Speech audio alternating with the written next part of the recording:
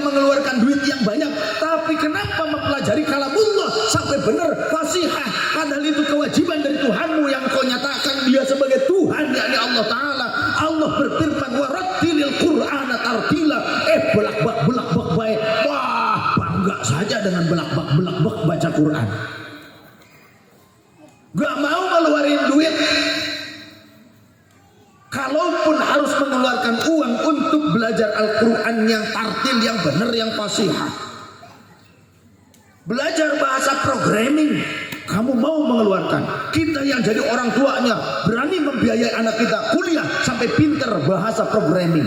Tapi kenapa kita tidak berani mengeluarkan uang untuk membayar kiai, ustaz supaya ngajarin bahasa Al-Quran, bahasa kalam Allah Subhanahu wa Ta'ala kepada anak kita supaya fasih, dan pada saat anak kita membaca Al-Quran dengan baik dan benar, mengerti dan mengamalkannya, Rasulullah bersabda, man qara'al Qur'ana wa amila biha, siapa yang membaca Al-Quran dan mengamalkannya, ul bisa walidahu tajan min nurin, orang tuanya akan dipakaikan mahkota dari cahaya oleh Allah pada hari kiamat. Seneng apa enggak? Kita lebih senang kalau anak kita sukses dengan dunianya, orang tuanya dipakaikan dengan pakaian dari beauty yang glamour, yang ada bling-bling. Ngerti bling? Itu loh pecahan kaca ditempelin di bajunya pakai kaftan. Gua bangga ibu-ibu pakai kaftan, gak ingat dengan kafan. Ya Allah, makanya ngaji, berteman dengan yang bisa meningkatkan himmah kita kepada Allah Ta'ala, yang ucapannya selalu menunjukkan kita pada makrifat kepada Allah. Sehingga di dalam kitab At-Targhib wa Tarhib Imam Al-Mundhiri, Rasul pernah ditanya oleh sahabat, ayyu julasaina khair, siapa teman duduk kami yang terbaik bagi kami ya Rasulullah? Kata baginda Rasul, man dzakkarakumullah ru'yatuhu, orang yang kalau kita memandang wajahnya saja atau baru mengingat saja, jangankan memandang langsung, kita ingat wajahnya saja, akan mengingatkan kita kepada Allah. Baru melihat wajahnya saja sudah kita tuh merasa dekat dengan Allah, diperhatikan oleh Allah, ingat kepada Allah. Wa zada fi ilmikum mantikuhu, yang ucapannya selalu menambah ilmu kalian. Tiap ngobrol, kongkol, selalu ilmu, daging bahasanya. Apalagi pas ngaji, ngajinya tuh nggak ngalor ngidur, nggak kaluan, ilmu isinya. Ngobrol biasa aja isinya ilmu, selalu ada ilmu buat kita. Wa dzakarakumul akhirata amaluhu, yang tindak tanduknya, body language-nya, perbuatannya, amalnya mampu mengingatkan kalian kepada akhirat. Itu teman sejati. Maka bertemanlah dengan mereka. Karena kata baginda Rasul, al-mar'u ala dini khalilihi, seseorang itu tergantung agama temannya, kualitas agama temannya. Berteman dengan orang yang ahlul bid'ah wal gagabah, ke bawah. Walaupun di sosial media, di grup WhatsApp, ya mudah terbawa. Kita senangnya berteman dengan orang-orang yang justru kufur kepada Allah Subhanahu wa Ta'ala, ke bawah. Orang yang senangnya dugem, orang yang senang apa, ke bawah. Orang yang senangnya itu glamor, ke bawah. Orang yang senangnya ria saja, ke bawah.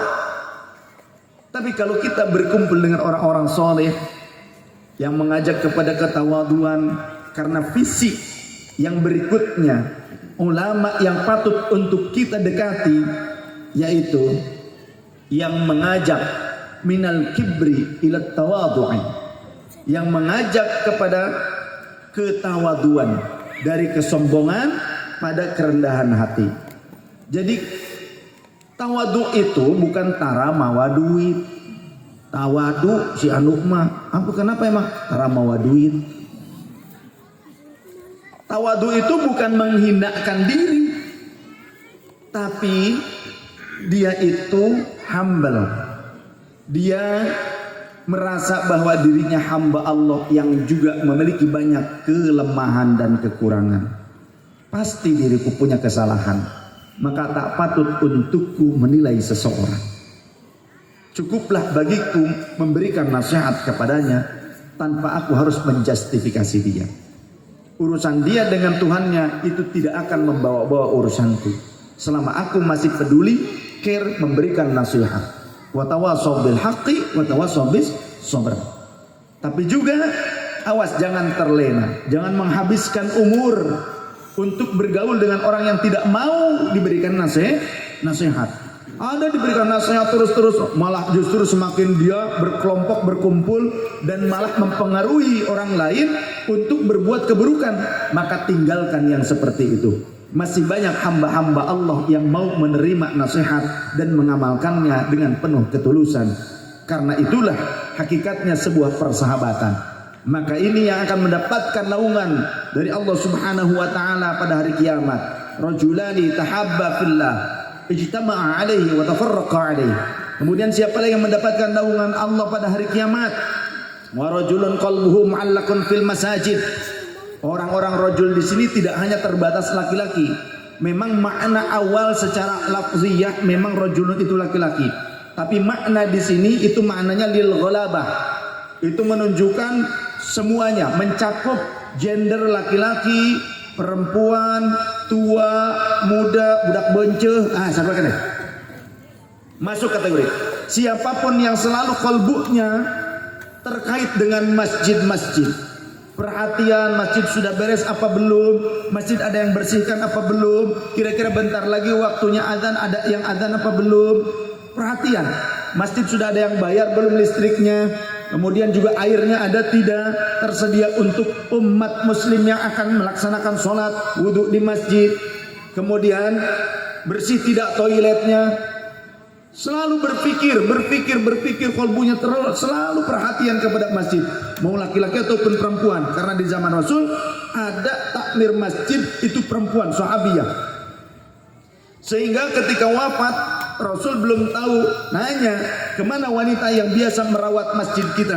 Wafat ya Rasul, kenapa kalian tidak beritahu aku? Di dalam suatu riwayat, engkau sedang tidur pulas, kami tidak tega membangunkan engkau. Di dalam riwayat yang lain, engkau berada di luar kota saat itu ya Rasul, kami tidak tahu engkau di mana. Maka Rasul berkata, tunjukkan di mana kuburnya. Maka dituntun Rasul ke kuburnya. Maka Rasulullah fakabbara arba'an khalfahu. Rasulullah bertakbir 4 kali, yakni salat ghaib, salat jenazah atau salat ghaib di bagian belakang kuburnya. Fasaffana khalfahu, maka kami membuat saf di belakang baginda Rasul, ikut berjamaah. Jadi ada wanita yang ngurus masjid. Selama tidak terjadi fitnah, tidak terjadi keburukan, itu tidak masalah.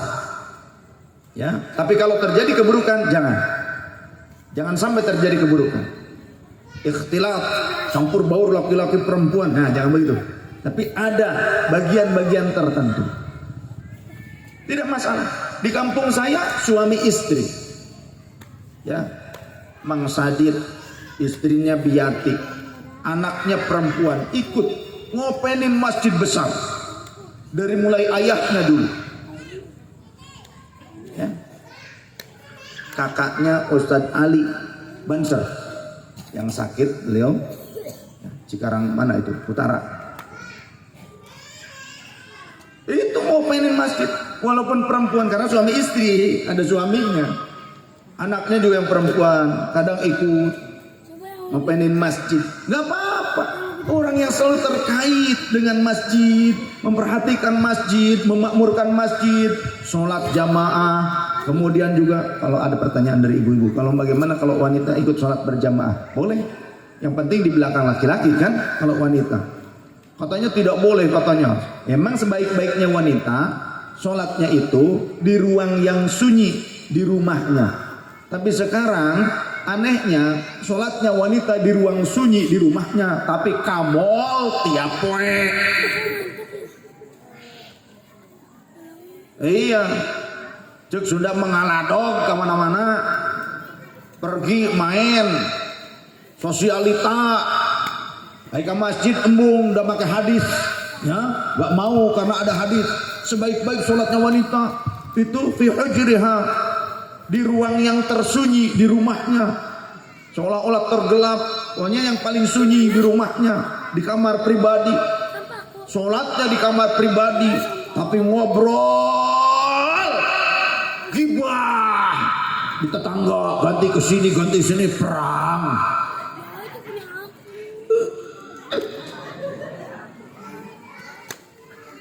Tuhan, ya, lebih baik ikut ngaji, sholat berjamaah nggak apa-apa. Karena ada juga hadis kata Rasul, jangan larang kaum wanita kalian untuk sholat berjamaah di masjid. Ada, coba lihat di dalam kitab yang simpel saja, yang tipis, namanya kitab Hadits Mukhtarul Ahadits An-Nabawiyah. Coba, makanya kalau ngaji itu sampai semua, ya, yang luas. Siapa lagi yang akan mendapatkan naungan Allah pada hari kiamat? Wa rajulun da'athu imra'atun dzatu mansibin wa jamali. Laki-laki yang ternyata digoda oleh perempuan yang punya pangkat dan kecantikan, punya kedudukan terkenal, apa? Selebriti Instagram, sebutnya apa itu? Selebgram. Saya kagak ngatri ya yang begituan, jadi kagak ngerti, mohon maaf. Ya begitulah contoh TikTokgram, begitulah. Ternyata sini dong peluk aku, contoh. Bahwa ghair mahraman artinya juga belum dihalalkan, belum nikah. Nah kemudian si laki-laki ini berkata, ini akhafullah, endai gaya-gayanya gitu. Aku takut kepada Allah, padahal duduk. Yang perempuan juga sama, ya, dirayu oleh laki-laki untuk melakukan hal-hal yang dosa, ternyata ini akhafullah rabbal alamin, aku takut kepada Allah, walaupun hatinya aduh, gitu kan. Kucing diberikan ikan pindang, gimana kira-kira? Ya, kucing harus kuat iman kuat iman kagak iman. Ya. Nah, orang yang kuat seperti itu maka akan dapat naungan dari Allah Subhanahu wa taala dan dikuatkan oleh Allah. Kemudian orang yang bersedekah, rajulun tasaddaqa bisadaqatin fa akhfaha. Bersedekah tapi dia tidak mengumbar sedekahnya. Entah itu fis-sirri wal alaniyah, di dalam Al-Qur'an fis-sirri wal alaniyah. Rahasia ataupun terang-terangan boleh-boleh saja sedekah, tapi tidak mengumbarnya, tidak mencari perhatian orang, tidak ria, tidak sombong. Bahkan bagi orang yang menyembunyikannya, seolah-olah tangan kiri tak mengerti, tak pernah mengetahui apa yang diinfakkan oleh tangan kanan. Keluarga pun sampai tidak tahu. Demi menjaga ketulusannya, tujuannya demi menjaga ketulusan. Tapi jangan sampai kita tidak sedekah karena dengan dalih, oh saya takut tidak ikhlas, saya takut tidak, sampai meninggalkan sedekah. Pelit siapa? Medit mah, ya, koret bergese cap jahe buntut kasiran berjuru buntut panto ngalahi tengah iman lubak lebok kemalubak dan kelebok. Itu ya, bakhil medit. Jangan. Tetap saja fisri walanya mau orang tahu kan mau enggak, yang penting tujuan kita buat Allah, bukan buat cari jempolers, ya kan? Setuju? Sallu ala Nabi Muhammad.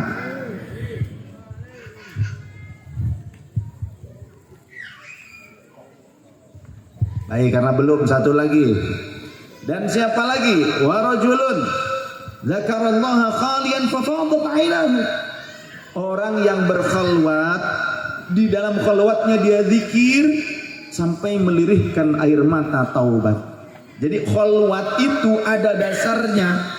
Wa rajulun dzakarallaha khalian. Seseorang yang berzikir sambil menyepi, khalwat dari keramaian.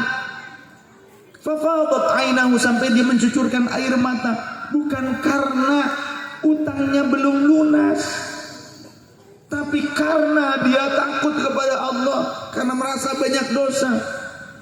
Kalau urusan utang belum lunas, amrun kharij, mungkin akibat, ada sebab akibat, bisa jadi. Atau apapun itu, karena ditolak jadi mantu. Nah, itu juga mungkin, memungkinkan. Atau bisa jadi itu kebaikan dari Allah yang diujikan kepada kita. Karena al-ujratu biqadril masyaqqah.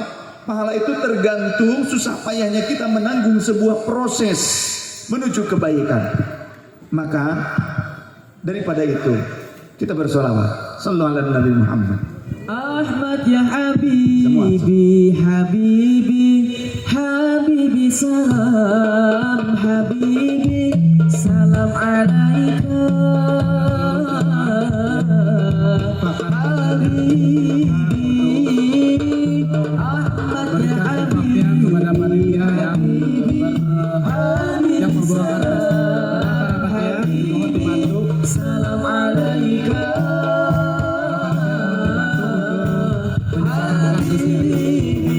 Bagian ibu-ibu juga Ahmad ya Habibi, Habibi, Habibi salam, Habibi salam alaika, Habibi, Ahmad ya Habibi, Habibi, Habibi salam, Habibi salam alaika.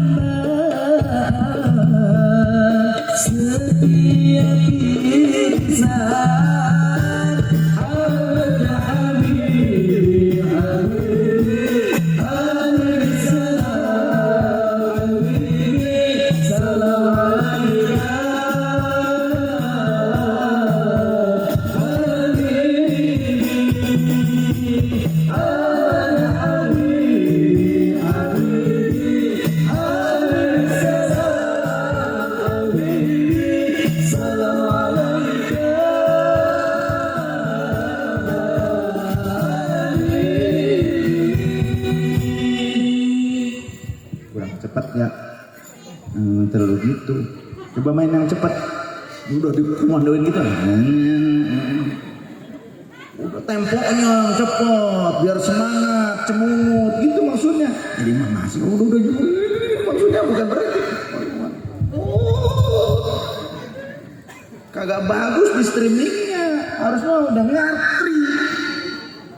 Gimana sih? Katanya pemenang, katanya juara, kasih kode gitu aja kagak ngerti.